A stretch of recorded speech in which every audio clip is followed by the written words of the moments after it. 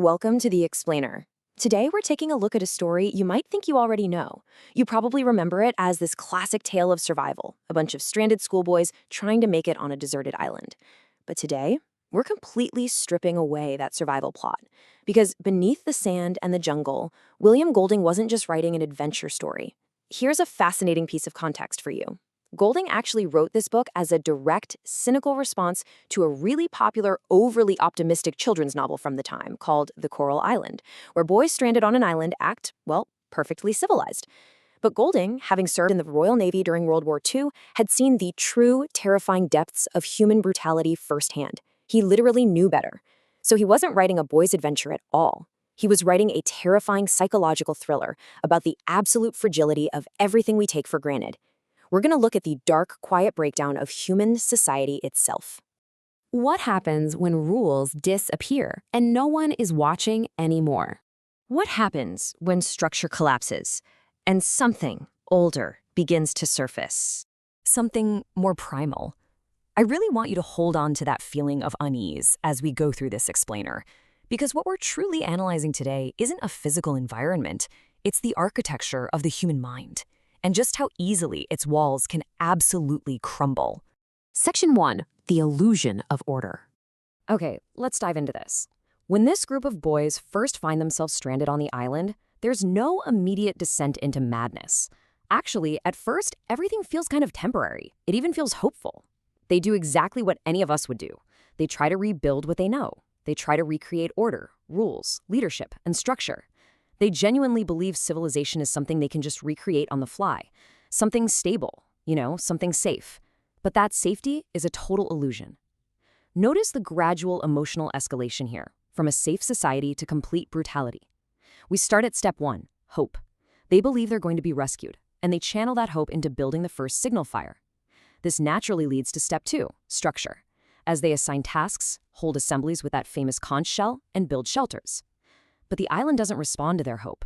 Slowly, almost unnoticed at first, we shift to step 3, fear.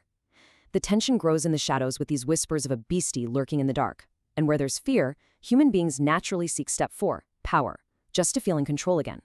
Jack and his choir boys morph into hunters.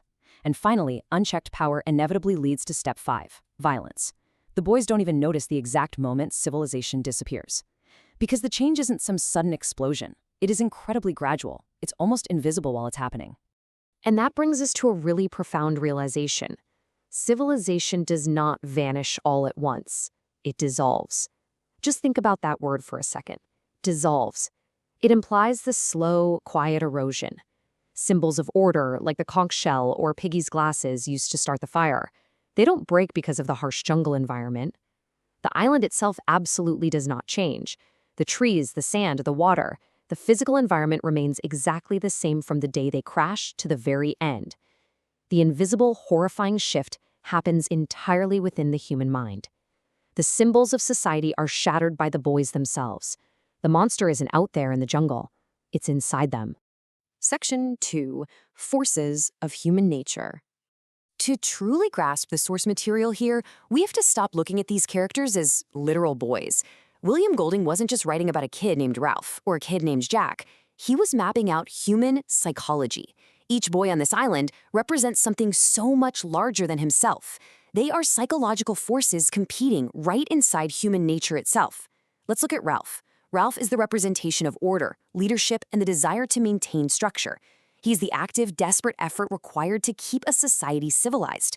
Ralph is that part of the human brain that wants to hold on to the rules, that wants to keep the signal fire burning, that truly believes in the greater good and long-term survival. But, as we see in the story, maintaining that structure takes a massive, exhausting toll. Think about how completely drained Ralph becomes, physically and mentally, constantly pleading with the others to keep the fire going and build those shelters. The physical toll of maintaining civilization is incredibly heavy, and it's a burden that Ralph ultimately struggles to carry all by himself. Now, contrast Ralph directly with Jack. Jack is the representation of instinct, power, and the absolute desire to dominate. While Ralph is out there trying to build shelters, Jack is painting his face and hunting. Think about that iconic imagery of the face paint in the novel. The mud and the charcoal, it acts as a mask, completely liberating Jack from shame and self-consciousness. It hides the civilized English schoolboy and allows the primal urge to take over completely. Jack embodies that darker, effortless instinct just waiting to break free inside all of us.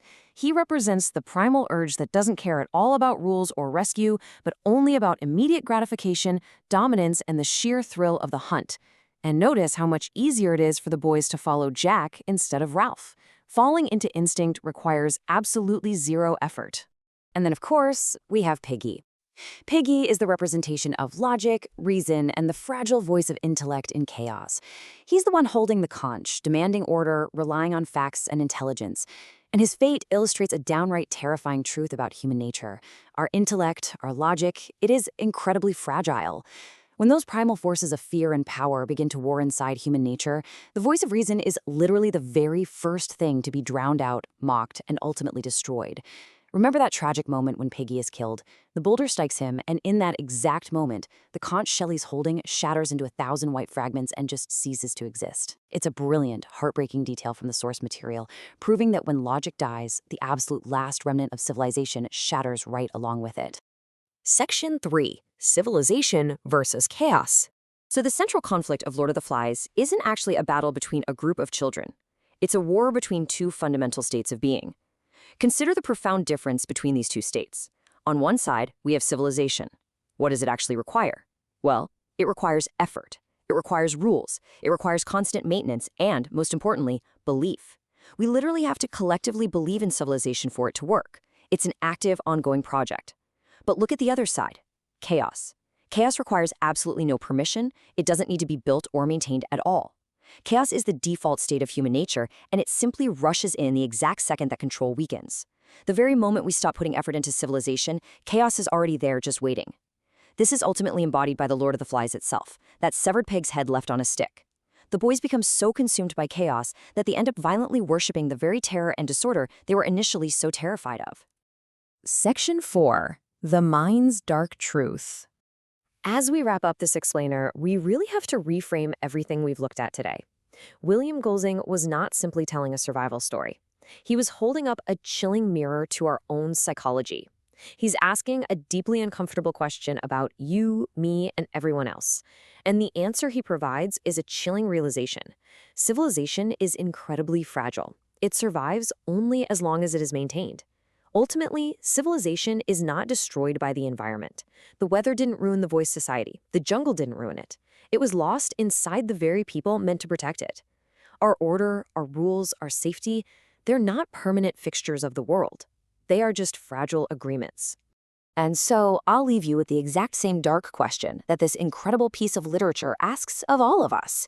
When the agreements break down, when the effort stops, what happens when society disappears and only instinct remains?